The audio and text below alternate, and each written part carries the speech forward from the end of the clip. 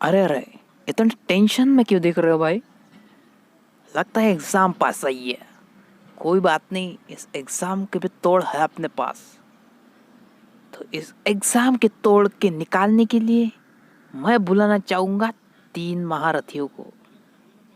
अरे भाई, मैं अमर, अकबर और एंथनी की बात नहीं कर रहा। मैं बात कर रहा हूँ एवेरी, मैकलियोड और एमसी कार्टी की। तो ये 3 वही बंदे हैं जिन्होंने ग्रिफिथ वाला एक्सपेरिमेंट फिर से दोहराया।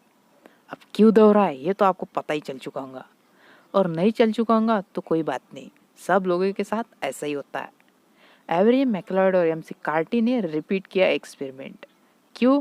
क्योंकि जो बैक्टीरियल ट्रांसफॉर्मेशन था वो हो रहा था, लेकिन उसमें का एक्चुअल क्या ट्रांसफॉर्मेशन हो रहा था वो नहीं पता चल चुका था अब तक। मतलब कार्बोहाइड्रेट सेपरेट हो रहा था, या फिर प्रोटीन, या फिर डीएनए।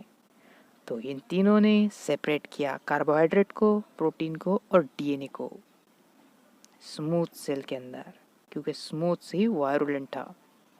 बाद में उन्होंने क्या किया कि सेपरेटली फ्रैक्शन को अलग अलग करके आर स्ट्रेन में डाल दिया और उसकी टेस्टिंग चालू कर दी।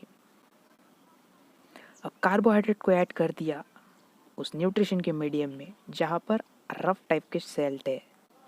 तो आप बता सकते हैं क्या कार्बोहाइड्रेट ट्रांसफॉर्मेशन दिखा सकता है R2S सेल में? नहीं। Very good. क्या आप ये बता सकते हैं अगर इन्होंने प्रोटीन लिया तो क्या ट्रांसफॉर्मेशन होगा? बिल्कुल नहीं होगा।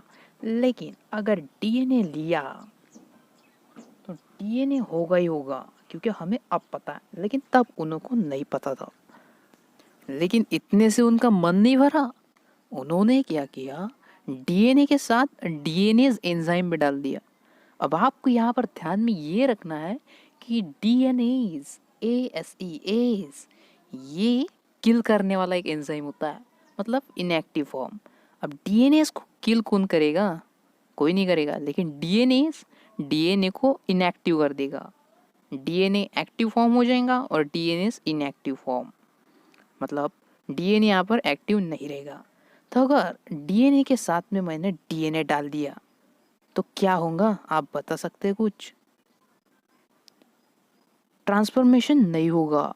इंग्लिश में कहे तो when DNA extract was added along with DNA's enzyme, then there no transformation because of DNA is inactive।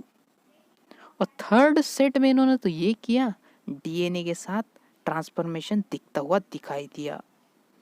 मतलब एक्सपेरिमेंट से ये कंफर्म हो गया था कि ट्रांसफॉर्मेशन मटेरियल लोकेटेड होता है ओनली डीएनए पर, और प्रोटीन और कार्बोहाइड्रेट पर नहीं होता।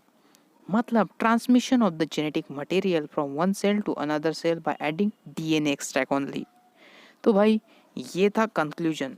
ग्रिफिथ अंकल को और बढ़ावा देने के लिए एवरी, मैकलियोड और एमसी कार्टी का बहुत बहुत शुक्रिया, और बाकी का हम पढ़ते ही रहेंगे। तब तक के लिए चैनल को कीजिए सब्सक्राइब और लाइक और घंटा भी दबाई दीजिएगा।